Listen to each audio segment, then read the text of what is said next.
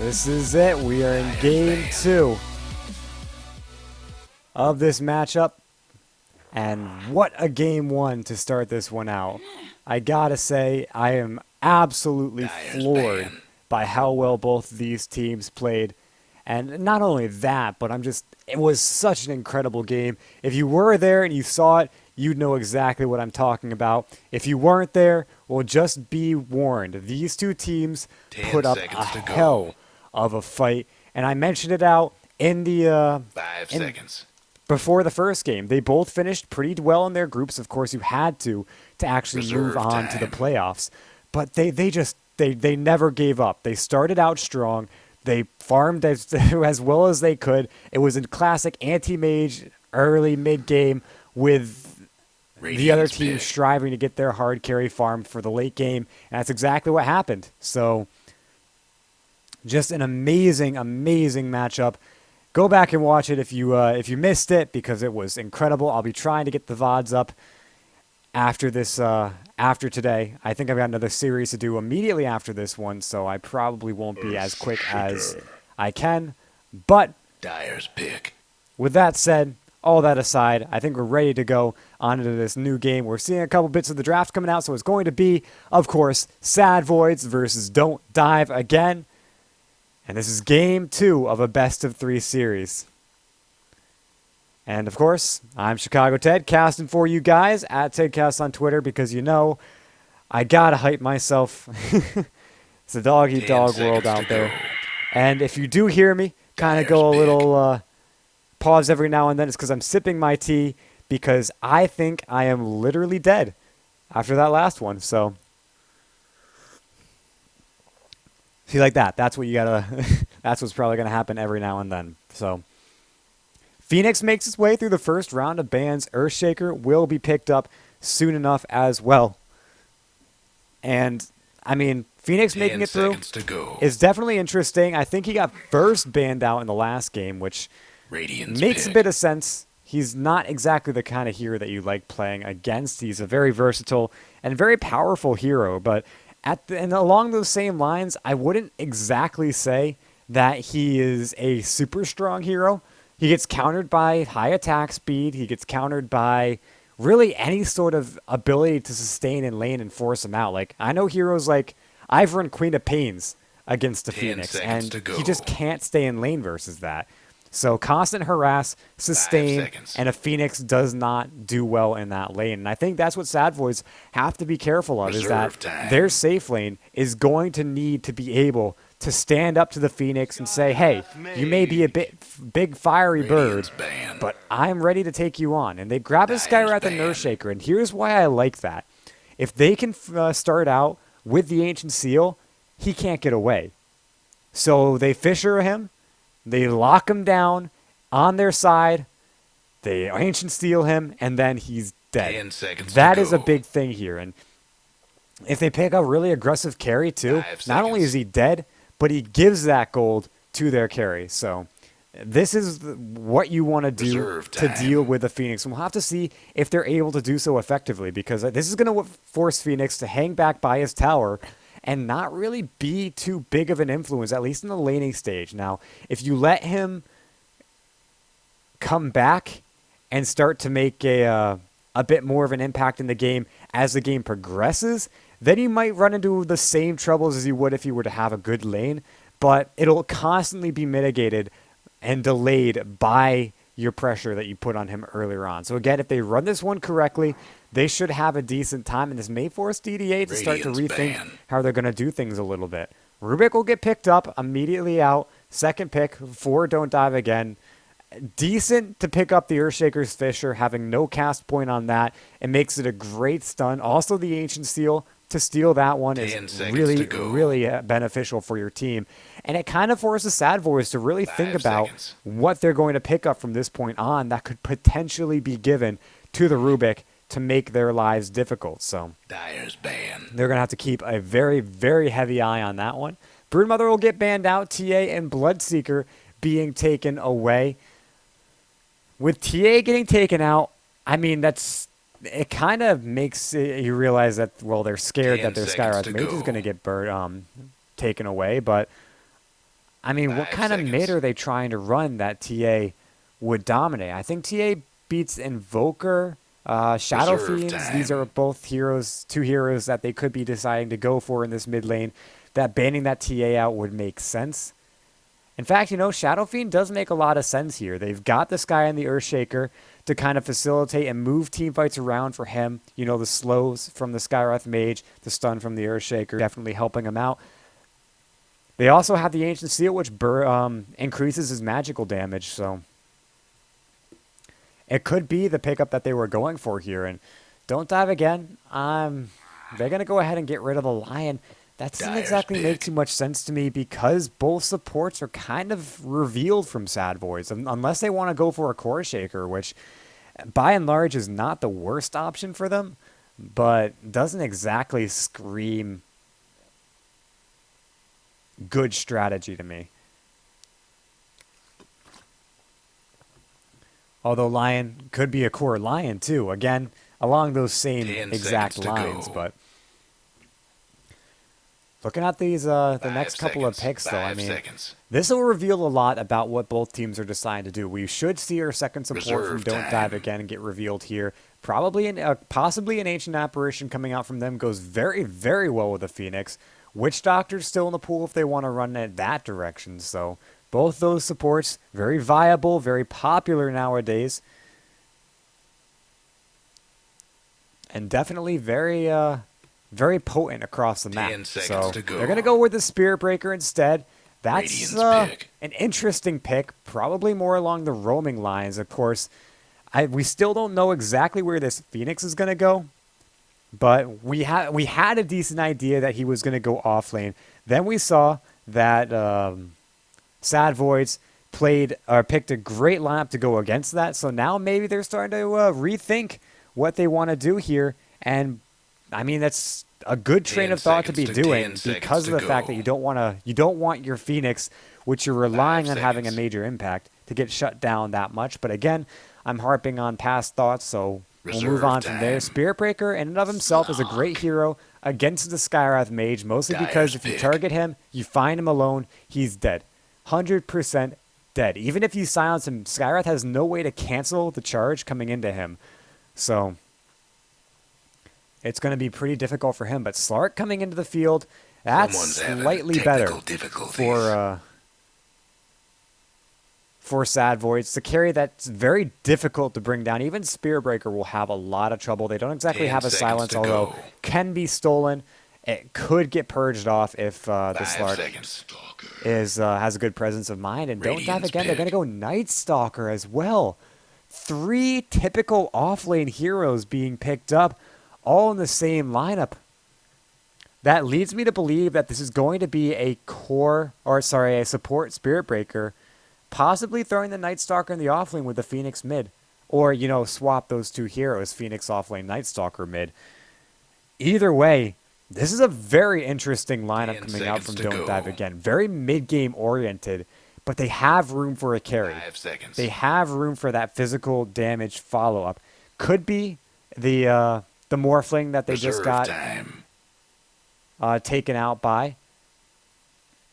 Or it could be something different. Again, there's still an anti-mage on the field who does fairly well versus Slark. PA also has a decent time versus Slark, although has a slightly more difficulty versus a Skywrath Mage and an Earthshaker. But really, any hard late-game carry can stand up to a Slark.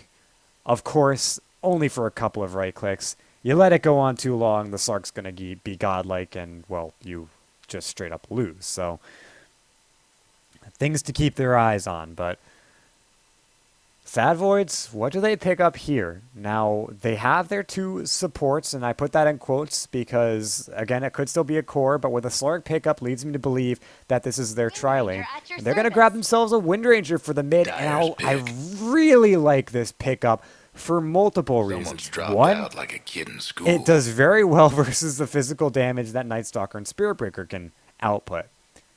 2, very, very long-ranged 10 hero seconds to with a go. huge amount of base damage will almost guarantee her right clicks in 5 the lane. seconds. 3, a very nice stun That's pretty long range, so if Spiritbreaker comes in, tries to Reserve go in for the time. initiation, she can shackle that faster than Spiritbreaker 5 can say seconds. moo. And 4, well, I just really like this hero right now because you Radiant's get Magnum ban. Scepter. You're pretty much unstoppable. Your damage output is crazy. And Focus Fire completely and utterly destroys Phoenix's ult. So, sorry, 5 reasons, I guess, that Wind Ranger is 10 really, seconds really good to here. go. So, Sad Voids with 1 pick. 5 I gotta seconds. say, I like their lineup so far a lot better. Bristleback will be taken out. I could see Reserve time. Sad Voids picking the Bristleback to go for this final one. Instead, maybe a Centaur Warrunner could be very, very good here.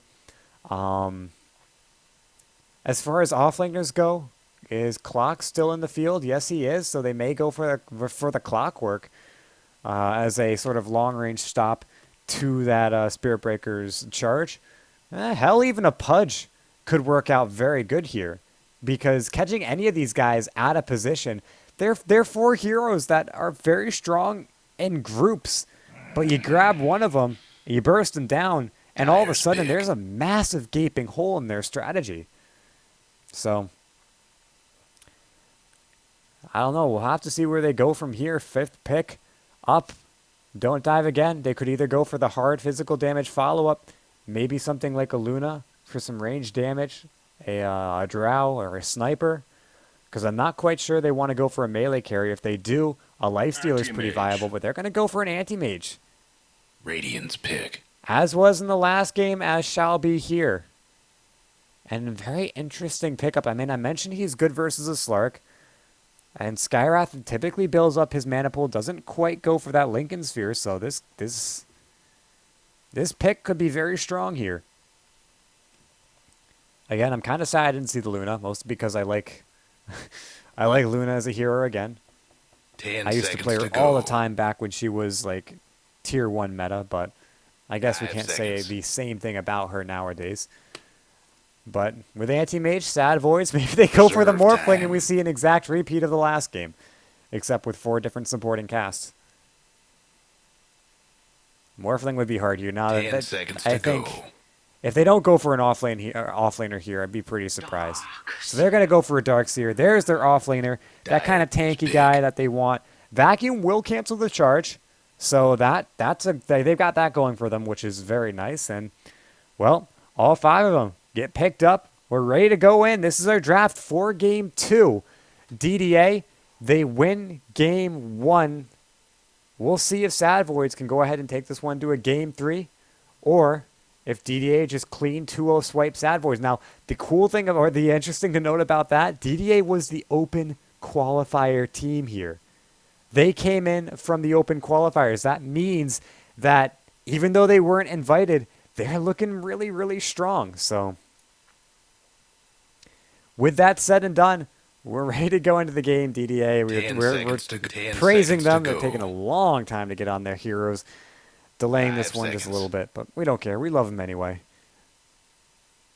And now we are into the game. So the natural pause. Sorry, I think I misspoke. Sad Voids won the last game. It looked like DDA was going What's to win with it. all the scribbling? Wow, that's a bit of a drop the ball for me. So Sad Voids win Game 1. They are not the open qualifier team. They're the invited team, so this is what we expect. But if DDA win this one, then the open qualifier team has a shot at winning this matchup. If Sad Voids win this one, then DDA get knocked out, at least for the upper bracket. In fact, while we're paused here, we can take a nice look at some of these awesome brackets that were supplied to me. So looking at these right now, it looks like the winner of this matchup will go on to face the winner of our next matchup, which is Lucchini, another open qualifier team, going up against Union Gaming, coming out on top of one of what seemed to be the hardest groups in the group stage. Group B, if you guys want to take a look over on Liquipedia. And then, you've got your other 2 matchups, which happen tomorrow at these same times. So keep an eye out for that one. But so the winner, well, they'll move on to the semifinal. The loser gets knocked down to the lower bracket, a place where no team in their right mind wants to be. But sometimes those make for the best Cinderella stories. So, I don't know. Could go either way right now, but the clear advantage so far in the series is Sad Voids, as was mentioned. So we'll go ahead and I guess introduce Sad Voids, as we've got Nero on the Slark, with Scully on the Wind Ranger, Karuba on the Darkseer, Bysadro on the Earthshaker, and Ake will be on the Sky Wrath Mage. Nero, playing that Morphling in the last game, doesn't have as hard of a carry this time, which means he won't be able to go up as late versus the Anti-Mage. But still, it gives him plenty of early game aggression that he should be able to put out of this one. So, although DDA not fully connected, so far we've got Roll on the Spirit Breaker, K on Phoenix, Kezia on the Rubik, and Kagami Taiga will be on the Anti-Mage with Zap. Last but not least, playing the Night Stalker. So, in fact, Zap is their mid lane player, so this could be a mid Night Stalker. K is their support, Kezia is their support, Roll was their offlaner, so support Phoenix. That's very interesting. But I guess that's the way the cookie crumbles for this game, and if they want to run it, they can run it, but I'm struggling to see where the Phoenix is going to be able to lock down the Darkseer here. I'm struggling to see where either of them is going to be able to lock down the Darkseer. I mean, you've got the Rubik that's pretty decent. The move speed slow up front from the Phoenix's Icarus dive, but one surge and I don't know. Maybe a Icarus dive, slow him down, force him to surge, and then you get the telekinesis off. But they've got an Anti-Mage which earlier on doesn't exactly give them that much kill potential in the lane. So we've got to reconnect. We're ready to go. Even with that pause, means nothing. We're ready to fight.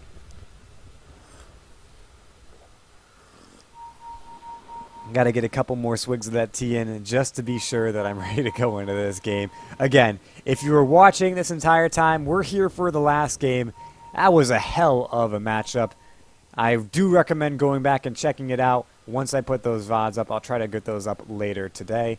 I have another series that I'm going to be casting. Again, we mentioned that was Union Gaming versus Lucchini, so stick around for that one. But the VODs should be up after that, and you'll be able to take a look at that massively entertaining Game 1. So, alright, for the meantime, we're reconnected to the game, but still kind of paused up here. Just playing around, keeping an eye on things, and just waiting for Zap to zap himself on in. Beat me down, Scotty, I guess. I don't know. Alright, now we're ready. Finally, we're into this game. The G's fly, the unpause. And here we go. Plenty of time to think about their item purchases, so they should be out of the pits and ready to go. Do we see another smoke up immediately coming out from Sad Voids? It looks like they are grouped up as 5. Do any of them have that smoke? Yes, Ake has the smoke ready to go. So do they go ahead and find into the jungle? I'd really be surprised if DDA fall for this one again.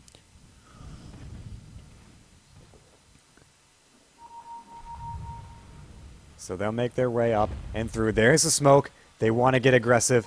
How do they fare this time? So it looks like Bysadro will make his way in. He'll be leading this one off with that Fisher. They go around the bend.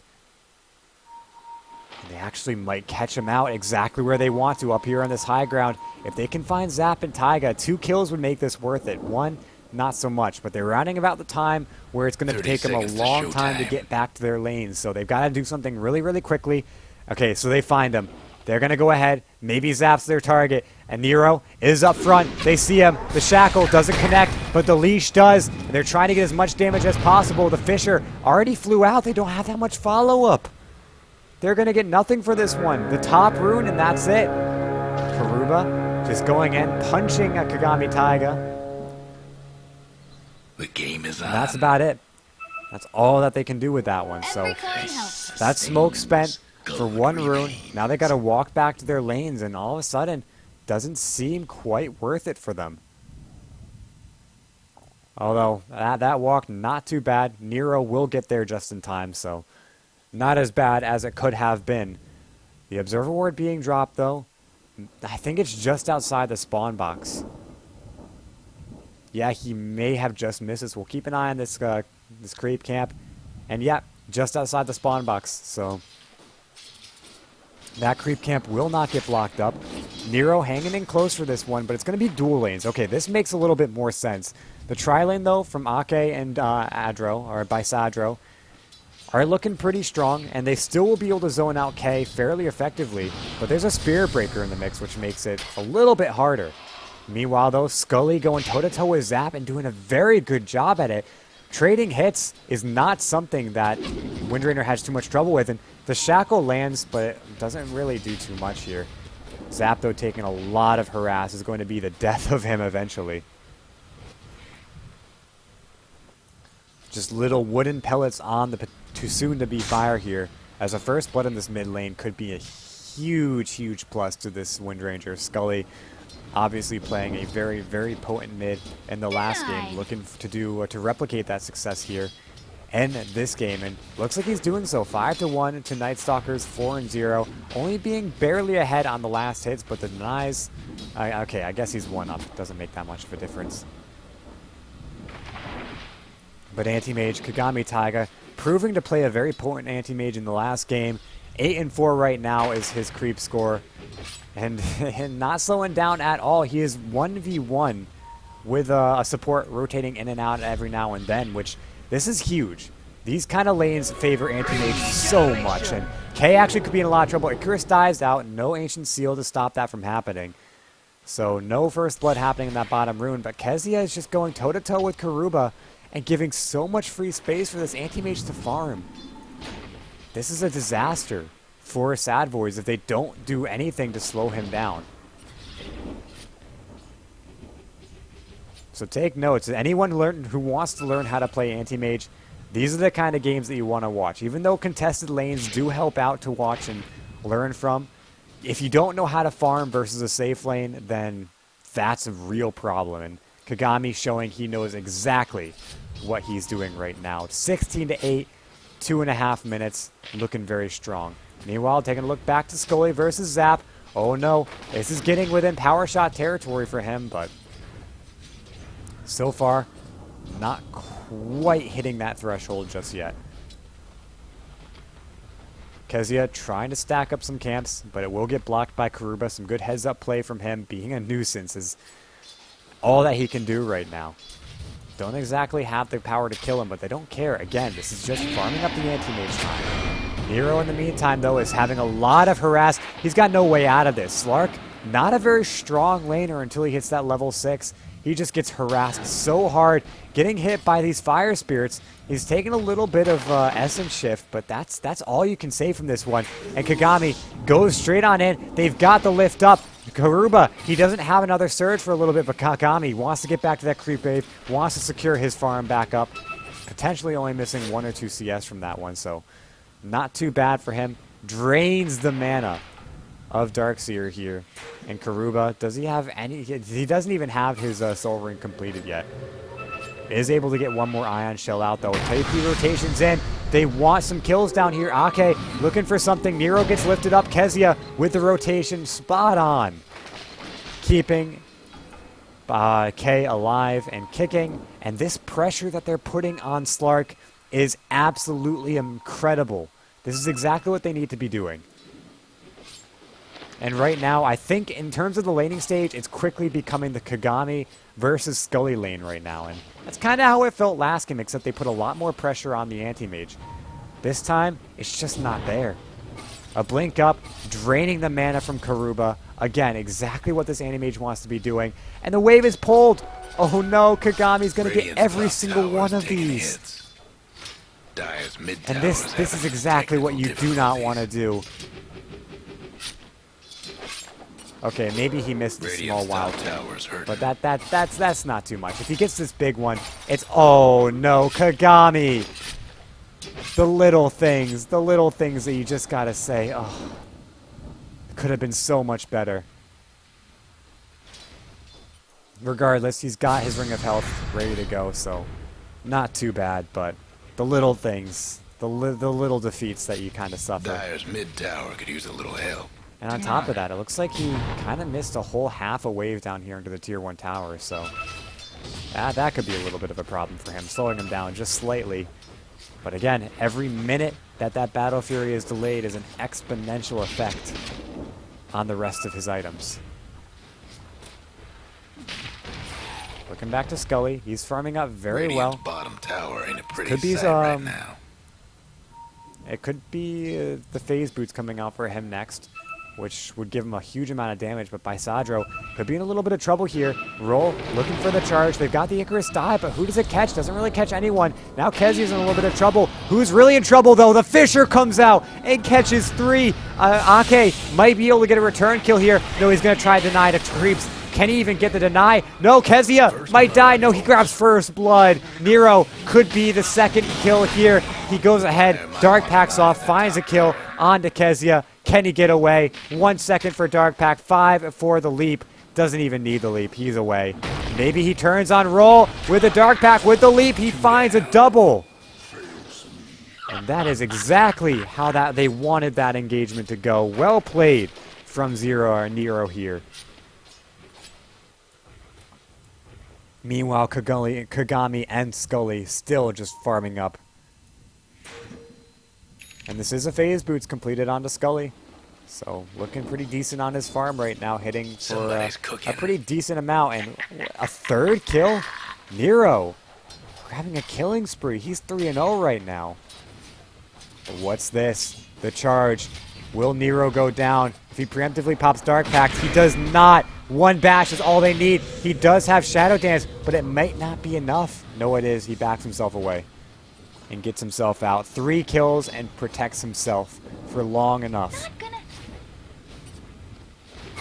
So some great heads-up play from Nero. At the same time, finds his level 6, meaning he is going to be pretty much near impossible to kill on this lane. Harassable? Still, yes. But killable? Probably not. Around the world, though, we're taking a look at some of the farm coming out. And we'll take a quick look at some net worths coming out. And surprisingly enough, from that triple kill, Nero has taken the top net worth spot. But this could change in an instant. If they're able to kill him, they're not. They cannot find him. I mean, that's incredible. His farm, I mean, his CS is nowhere near Kagami's. But that's just the power of giving a Slark a triple kill. Or I guess a double kill plus 1 more, so. No breaking through Any sort of killing spree is huge for these snowballing carries here. Scully, he's getting charged, gets voided, gets brought back. Can he go down? He will go down here. They try to slow him up, but the charge just comes through and actually transfers to Ake. He'll go down as well. Can they get a bash? They need 1 more void. They'll get it. The bottle up from Zap, securing enough mana for it. And DDA giving plenty of space for the anti-mage at this point. Speaking of, has his perseverance. 8.5 minutes. We could easily be looking at this anti-mage farming up a very, very fast, I'm thinking 11, 12 minute Battle Fury here. A double Ion Shell creep wave, though, coming on in. He'll instead go for the treads. Very smart heads-up play from him. Meanwhile, in the mid lane, Nero will find Scully. Or, sorry, Scully will find Zap. Nero is there for the kill, too, so he gets a little bit of assist gold. Take a look at what the team fight recap says about that if it comes up. Yeah, so Nero getting 135 from that one. Scully, though, getting a grand total of 415. That is a pretty decent amount of gold going their way. 9.5 minutes, 70 CS on Kagami. Not perfect, but still pretty good. Oof, and that's an unlucky tower hit. That was probably max damage here. What's this, though? Scully, he wants to start to apply some pressure, but instead finds it on Kezia, and they will bring him down. No, Kezia is still standing. Will go down, though, eventually, but Scully could drop as well, and there's the Mana Void. Will bring down Scully. It didn't end up going to Kagami, but he'll get the second kill. And that is huge for this anti-mage. finding kills, getting himself up and onto par with the Slark. In fact, putting him past the Slark in net worth. That is really good for this anti-mage. The faster, again, these Battle Furies come out, the faster he's going to be able to get that Manta, that Vlad's if he goes for it, that BKB, and all of a sudden you've got an anti-mage you just can't deal with. And I mean, this game, they don't have the Morphling, they don't have the Leshrac, they have no way to completely screw up this anti-mage once the late game hits. I mean, you've got a Slark, but Slark isn't exactly known to go toe-to-toe with any one position carry. And I guess they're looking more for that Wind Ranger to start taking a one position up if the game goes that long. But an anti-mage with an MKB just makes quick work of him. MKB Basher, and that's a dead Wind Ranger. So again, this is assuming within the next 5 minutes that no pressure gets put on the anti-mage. And it looks like with only Karuba up here in the top lane, that might be exactly the case. They're going to go exactly on him. They mana void him. Does Kagami go further? It looks like not. And Karuba will go ahead and just salve himself back up. Does not want to get forced off this lane. Speaking of forced off, roll in the bottom lane. Looks for that Nether Strike. Nero, he's got to be careful. Does a Nether Strike come off at this point? Looks like not, but this could be a solo kill if they rotate anyone down here. The rotation's coming in from K. Do they go for this one? It looks like they do. Nether Strike comes in. Karis dive and charge. They've got all sorts of damage. He's going to Dark Pack, and that's going to get rid of just a little bit. But can they get that last Fire Spirit off? It won't connect. It does get on by Sadro. But Nero's just going to bottle himself back up, and that's a missed opportunity. It looked like they had the damage, but I guess unlucky on the bashes, unlucky across the board. And Kagami bringing himself out some tangos and a Claymore.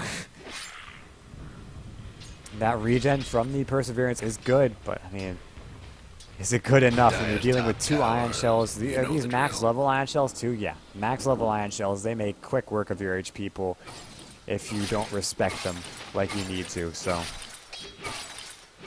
Still a passive farming game. By all means, a little bit more intense than the last. 5v5 or 5 kills to 5. That's a lot further ahead than we were last game. I will tell you that much. But in the same respect, it's still not a huge bit ahead.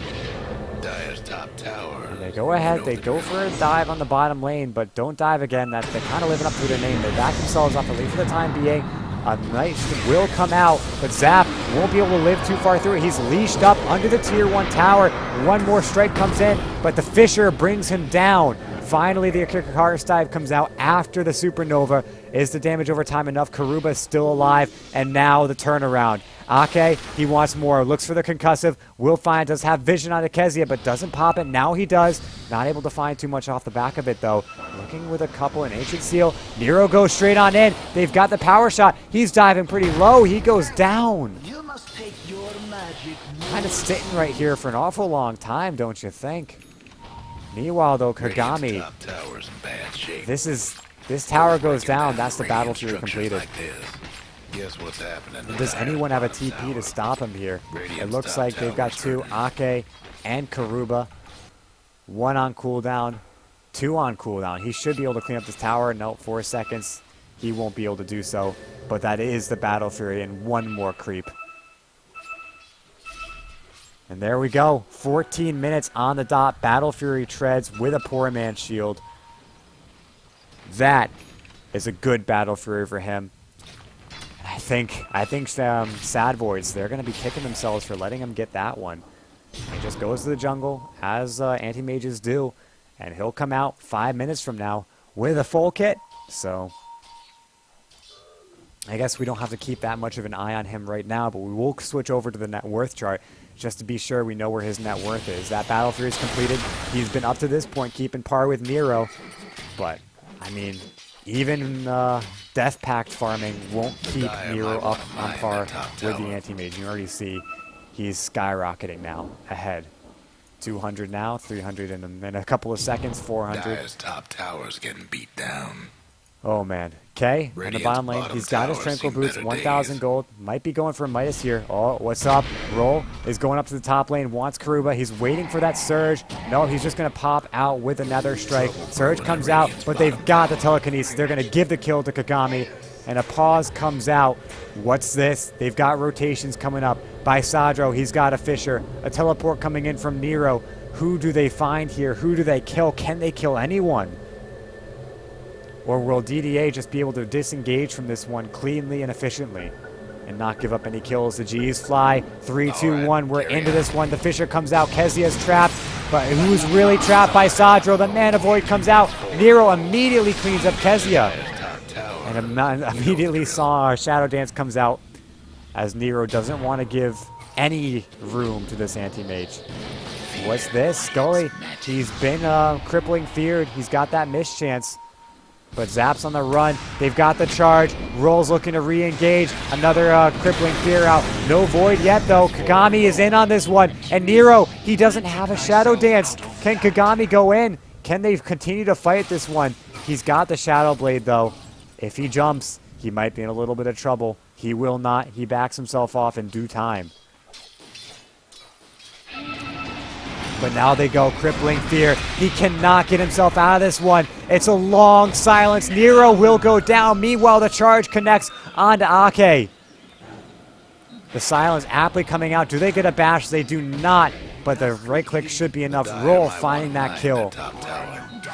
And so far, a 3-0. DDA just getting so far ahead in this game. Dyer's top tower's getting beat. Take a look at the Dyer's got grass, one but less top tower. I guess so far, only about 1,000 gold, 15,000 experience, 1,500 experience. But when you give that much room to an anti-mage, things start to get troublesome. And he reads the writing on the wall. He evades a gank. And he'll be going for a fast Yasha here. Although, I mean, I do still like Vladimir's offering. He's not too worried about it right now. Illusion Room getting picked up by Zap. Makes his way up towards the top lane. Maybe trying to farm the creep wave. But there's Scully. And a Karuba up close to this one. A charge in to by Sadro. What can they do for this one? They've got Ake close behind, but again, Ake can't cancel it. He goes under tower, though, does have enough time Dyer's bottom tower's to getting the react. business. And the charge Them will get Dire canceled. buildings are Meanwhile, tough as Nero nails going now. in, laying into this tier 1 bottom. Might be in a little bit of trouble, though. The charge comes out. Does he know that he's being charged? He's going to have to Shadow Dance himself. He will Shadow Dance. No, he'll just go in to the Shadow Blade. Do they have enough to clean him up, though? They pop out the second Fire Spirit on him. But because of this pure and utter... Oh, God. Well, the regen was the thought. But the oh, God is coming from the fact that Anti-Mage just died. How did they kill him there? I mean... Maybe scouted out. Got a couple of chain stuns on him and brought him down, but... I mean, Anti-Mage is not the guy that you expect to die there. And any effect, Karuba and Bysadra will be chasing onto Zap. The charge goes out to Nero, though. They know he's there. Zap is going very low, but the charge comes in just in time. Zap's still alive. The Echo Slam, though, brings him down. Actually, there's the Echo Slam. And now Roll with another strike will bring down Karuba. No, it's going to be the Fade Bolt to do so. And Kay continuing to chase in to Ake. Radiant's mid tower's getting Won't be able to get the haste rune. Instead, Kay will pick that one up. A 2 for 3 is the grand total of that fight, but Amage dying well away. So I guess it's more of a 1 for 3. Their top tower. But Scully backing away from that one. Nero as well. 10-13 is the score. 18 minutes. We're definitely further ahead in this game than we were at this point last, but... Where do we have with this anti-mage? Now, because he was able to finish up that Yasha, it's not going to slow him down too much, as he just gets right back out onto the fray, going back to his jungle, farming himself right back up.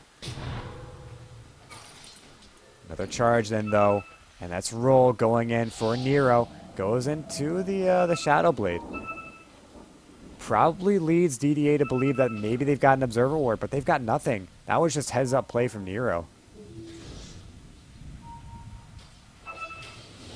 Now Roll, hanging in close to enemy lines. He sniffs it out, but he has no idea where exactly they are. Pings out Scully, but who's there to follow up? It looks like it's going to be Kezia. The charge in, but the shackle is exactly what we were talking about. A long-range stun to disengage that charge. Exactly what they need. And Tiger will continue to just farm up here in the top lane, trying to make use of the space that's being given to him. Dire's bottom tower's getting the business. Meanwhile, finally this tier 1 might drop in the bottom lane, but the charge comes in onto Aruba. They've got no way to cancel it in time. He comes through the trees, but in comes the Mystic Flare, the vacuum to pull everyone right back into it. They're getting very, very low, but they're still alive. Oh, man. K comes in just in time. Now they're looking for more. They know exactly where he is. He cannot Shadow Blade. It's on cooldown. Doesn't have the mana anyway. And now they find him. No, Nero. He just goes ahead and shivs down 1. That's 2 down. The Fisher comes through. Kagami is going to blink himself out of there. Now the convergence onto Zap. And Zap will go down as well. 2 for 3. And they needed to disengage there, but they stayed in just a little bit too long. And DDA, they've got this Anti-Mage, and he's farming so well, but they just cannot quite do what they need to do with him. And I said he's farming well. I guess I take that back. That one pickoff that they got in him really hindering him so much.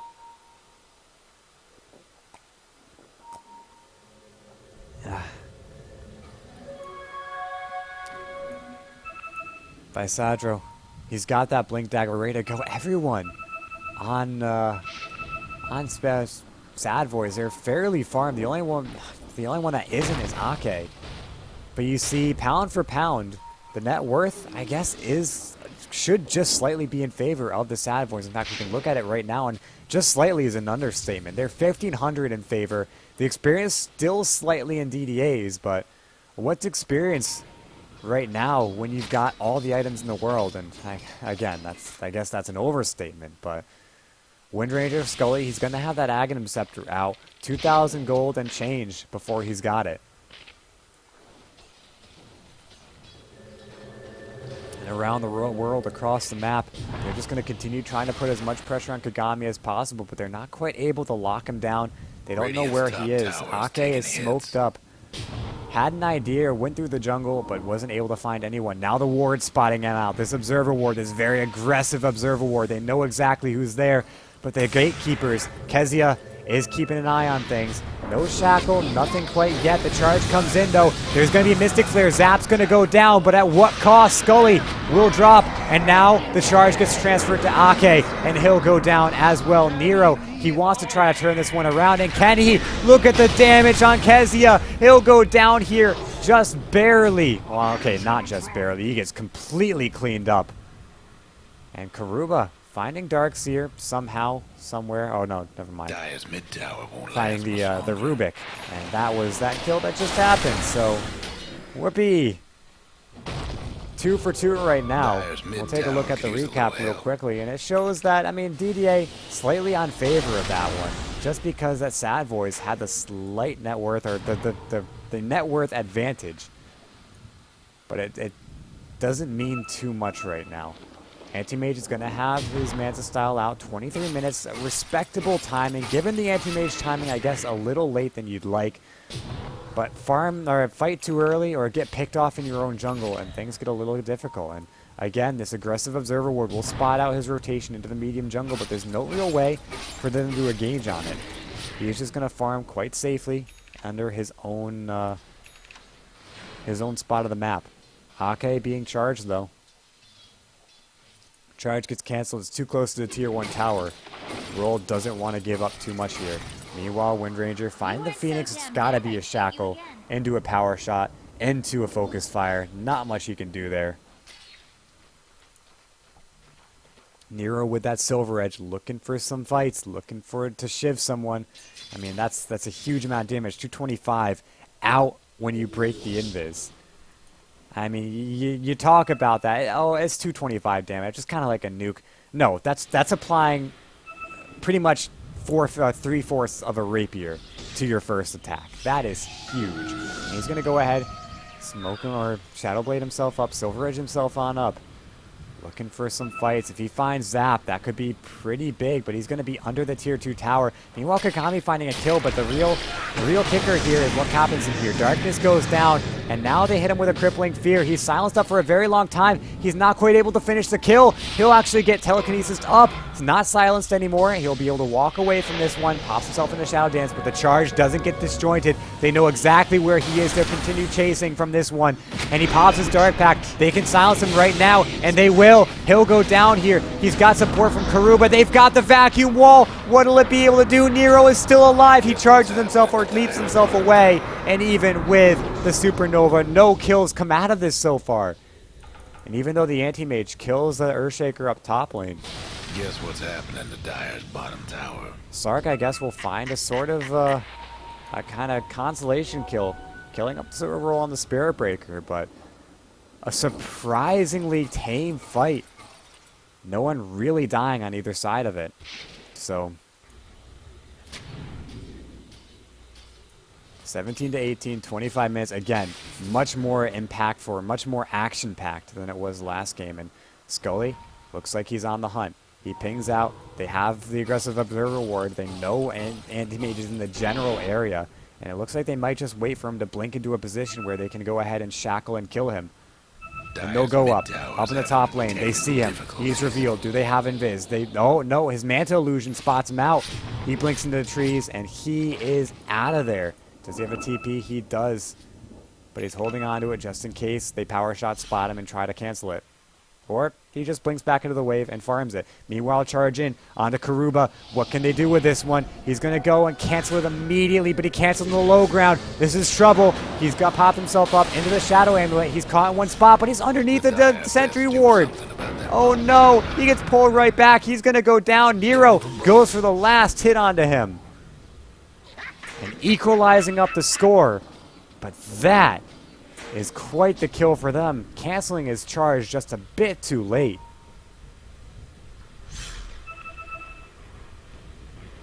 Dire's mid tower. Meanwhile, Kezia. Oh no. Maybe he got himself a little bit too aggressive. The Shadow. Oh, he stole Shadow Dance. He's away. Dire's mid tower. And he gets the passive. He gets the passive too. Structure's looking fortified. Oh man. He should have held on to that one just a little longer, but I don't know. I guess to each his own. The tier 2 will fall. Kagami trying to go ahead and split up the tier 2 bottom. He's got his Skull Basher ready to go, but it's not quite out to him, so he can't exactly take a fight. And that's not Skull. Oh, yep, it is. 1900 gold. He buys it outright. Double damage on the Scully being activated, probably because it runs out of time.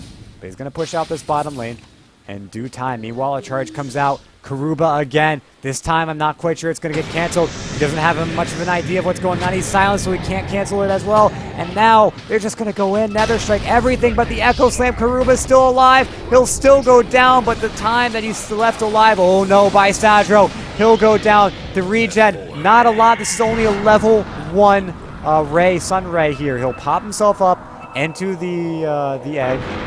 Supernova not going to catch out Nero, but he doesn't have quite enough mana to get himself out with the Silver Edge, and he might just go down here. Roll, no! Roll stays alive! Kagami with the Mana Void. There goes Radiant's bottom tower.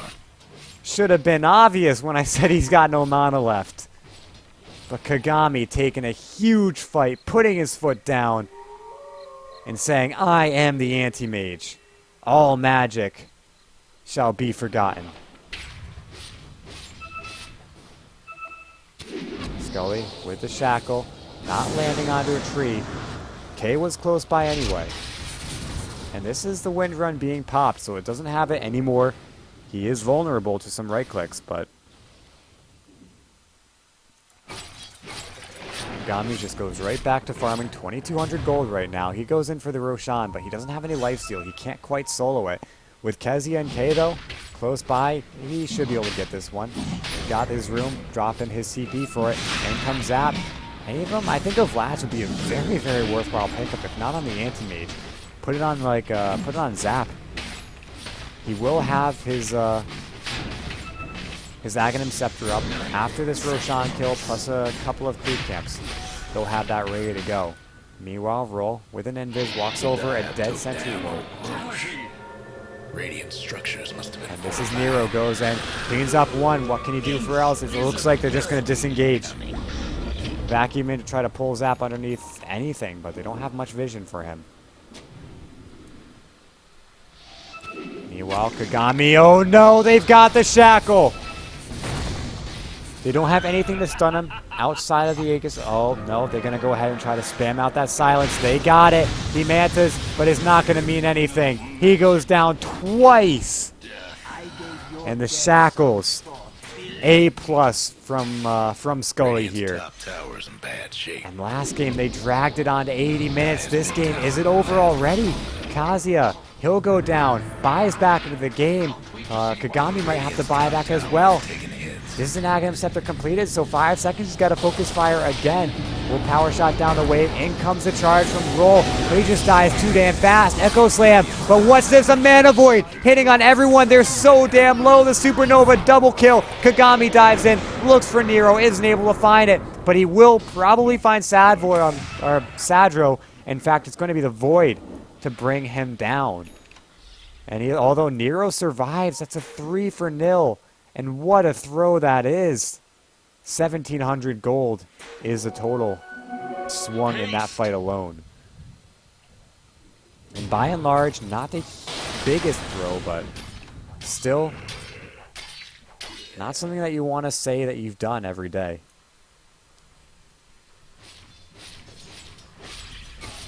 So down but not out, DDA. Maybe have taken up a pretty poor fight, but they go ahead and they make up for it with a pretty good high ground defense. And although they don't have the Aegis anymore, they will be able to bring down this tier 1 mid. Radiant's And mid tower that's some ain't gold that they'll doing put in the so bank. Kagami, 2,200 gold. Still pretty farmed. I mean, he's the top of the net worth. Hasn't really been dethroned from that spot. And although, again, you kind of got to say that you want him to be a lot more farmed than he is, it still doesn't change the fact that he is an anti-mage. Even though he gets slowed down every now and then, 2 deaths, certainly not where you want to be, he makes up for it by being able to farm back so damn fast. And already, more than 10 CS a minute, even though he got slowed down and was sub 10 for a pretty good majority of the game. So just farming up right now, taking all those creep camps and turning them into that sweet, sweet AU. Coming to mini Fort Knox right now. Karuba, what has he got? He's looking for that Pipe of Insight, has the mech, so this is just standard Darkseer builds right now. He's going to go ahead and TP up to the top lane. But this tower, it's actually as good as dead. They glyph it, but they have to deny it. If they don't, the siege creep is just going to take it down. In fact, will he deny it? He can't. He has to wait one more. Nope, it's down. No! Whoa, that was a big auto attack from him. I should have been watching the HP pool of that from that tower. That was a very lucky auto attack.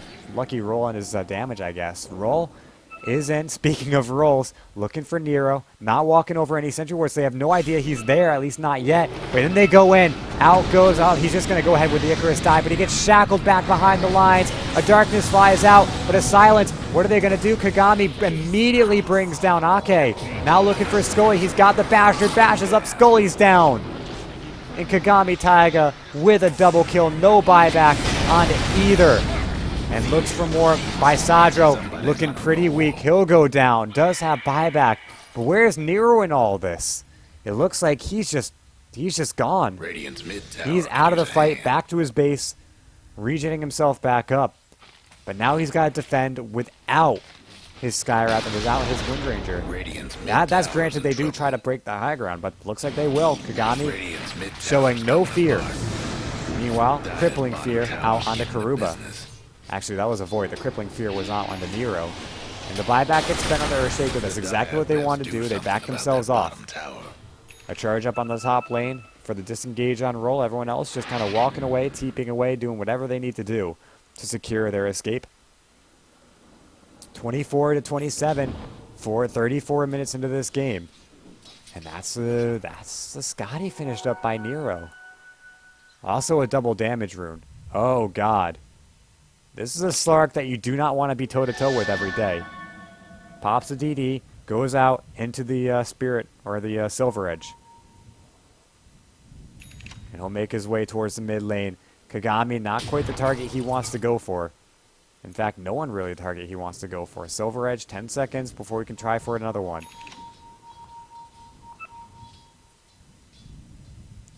And potentially he finds K. But I think K can just get himself right on out of it. He'll go for it anyway. Look at the damage. One more right click. He gets it. K isn't even able to react from this one. Nero just completely blows him up. And I think that was a grand total of, what, 3 auto attacks? Meanwhile, Scully looking for the shackle. He might bring down Kezia anyway. And when Scully is able to do his thing, when Nero's able to do his thing, these fights just seem to be so one-sided. And they break the high ground. They're going straight on in. 2 with no buyback. And they should know it. Scully looking for the shackle. Doesn't connect. But it was a valiant attempt. Goes in the tower anyway. Crippling Fear to try to give him some mischance. Nero in the back lines. Now they don't have any way to detect this. Tier 1 tower, or Tier 3 tower. No true sight, but they back off anyway. They play it safe. They play it scared. Don't want to risk a buyback. Don't want to risk anything.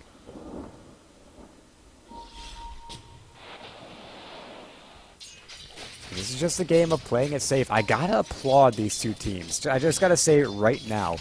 The amount of patience, the amount of self-control these guys show is incredible. I mean, I feel like, you know how the TI qualifiers are going on right now. I feel like I'm watching the NA qualifiers all over again, except with teams with more self-control. I'm rather surprised that none of these teams have actually got to see the light of day in that one, so. DDA, he goes in, immediately goes for they lift up, but this is Nero. He pops himself in. The egg flies down, but they don't want to engage on this one. He's able to Dark Pact off the silence, the Crippling Fear, but what more can he do? He needs to leap away, and they've got him. 83 seconds, he does have a buyback, but doesn't want to spend it. And this back and forth, pick after pick after pick after pick. They were ready for that one. Kezia, the kind of hero that Slarks is supposed to be able to bring down, he just isn't able to do so.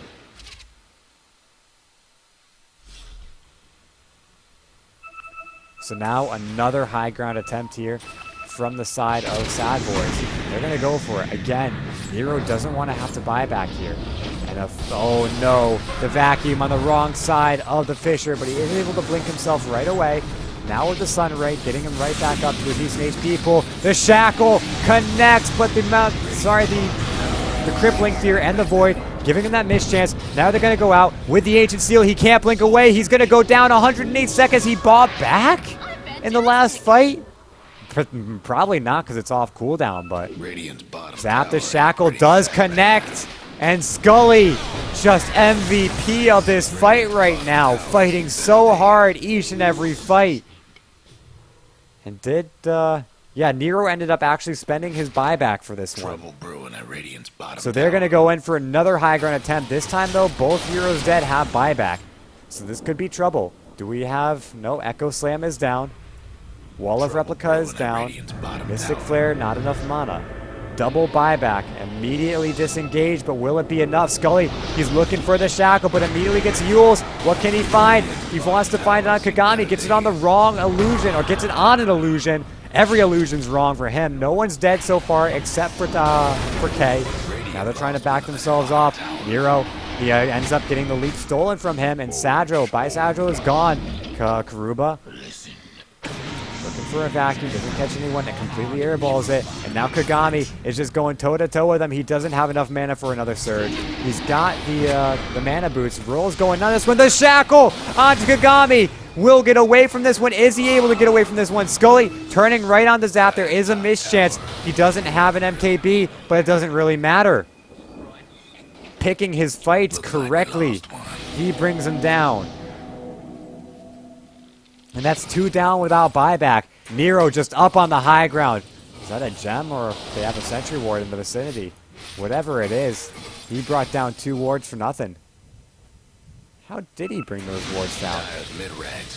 Someone's got to have a gem. Oh, he does have a gem. Okay, I was just looking at the wrong hero. Scully goes in. They want Taiga. Can they shackle it up? No, he's just going to go ahead, cleans up the racks, tries to TP out. He gets himself out of there. Ranged rack's gone. But again, this sort of pick after pick mentality that's been happening right now. Neither two teams have been able to make a truly successful base break, although Sad Voids has been the one to get closer.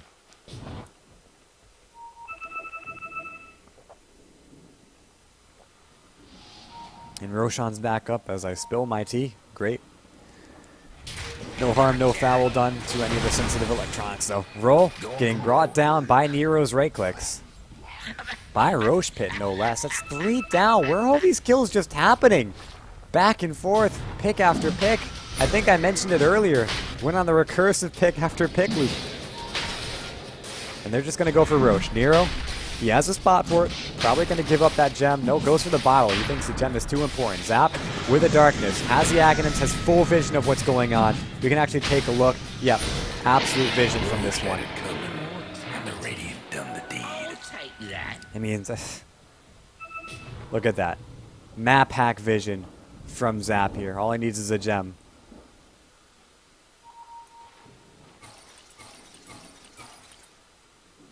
He'll go ahead and just take. I mean, this unobstructed vision is great because it makes high ground defenses so much better. Of course, you have this kind of standard vision that you get around your base, but it makes it amplifies it so much more because they just can't hide. If they say they want to initiate with an Earthshaker, well, they can't because you know where the Earthshaker is at every time, and you just send some Fire Spirits down, or you Chorus Dive him, or you do something to stop him from blinking. So 41 minutes into this game, the grand total of the time that this series has taken, 80 minutes for the first one, 40 minutes. We've gone 2 hours worth of game. And this second game isn't even done yet. And we don't even know if we're going to a third game or not. Like, this game could go either way.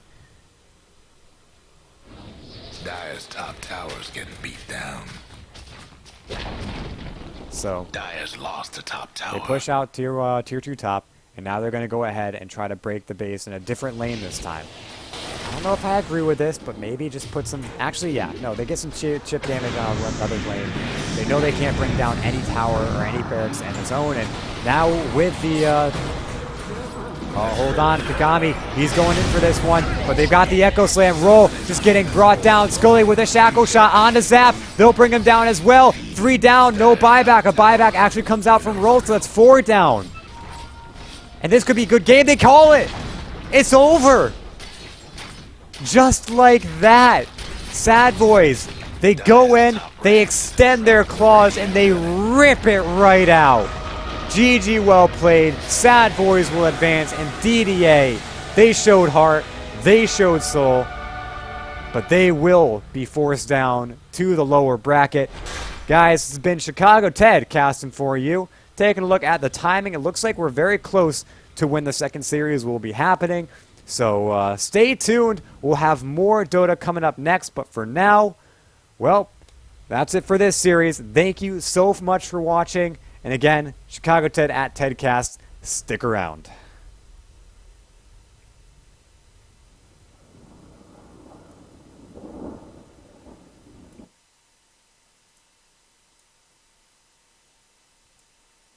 Make the ground shake.